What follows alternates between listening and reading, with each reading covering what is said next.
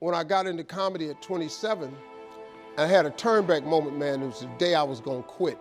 Because I had had enough, man. I was living in this car for 3 years, man. I ain't got no money. And I was gonna call my mom and dad and ask them, could I come home and just stay in the attic for about 4 months till I find a job. My father told me, you can't come back home. Once you leave my daddy's house, you got to figure it out. So I knew it was gonna be hard, but they had put an answering machine in the attic for me. And so I was bathing in a hotel in Pensacola, Florida. And the way I used to bathe was, I used to go to hotels that had those bathroom doors that went floor to ceiling.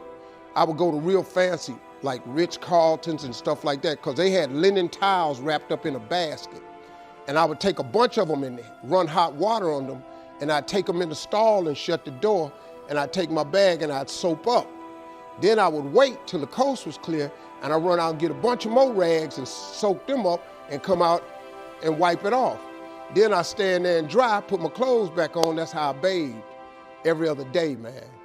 And so I was in there one time, and they had a convention in town. And when I got all the stuff, I soaped up. This convention let out, and men was just coming in the bathroom, and I couldn't go out. So I couldn't get the soap off. So I let the toilet seat down, and I'm sitting there, man. I just started crying. I said, man, I can't take this no more. I'm finna quit. I'm gonna go call my daddy, just ask him, can I come home, man? I can't do this no more. So before I called him, I called the answer machine, and I got a message. And it said, Steve Harvey, this is Chuck Sutton from Showtime at the Apollo. We saw a tape of you. If you would come to New York Sunday night, this was a Thursday, come to Sunday night, we're gonna put you on TV, Showtime at the Apollo. Put me on TV, that was my dream. But I had a problem. I had $25, and I couldn't get to New York. How was I gonna get to New York with $25? So I said, man, I went back in my car, and I'm crying again. I said, man, God, I finally get a shot to get on TV, and then I can't even go. I said, how could you do this to me? You know, I'm 30-something now, man. I've been waiting my whole life, and you get me here? So I said, man, let me call this machine back and just see if he said this Sunday.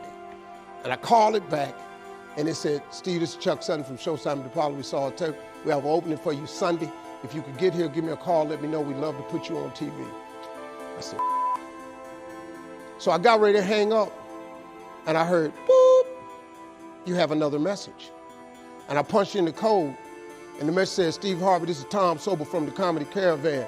I don't know where you are now, but I have a gig available for you in Jacksonville, Florida, to pay you $150 Friday night. If you can make the gig, let me know. I'm in Pensacola. So I called Tom Sobel.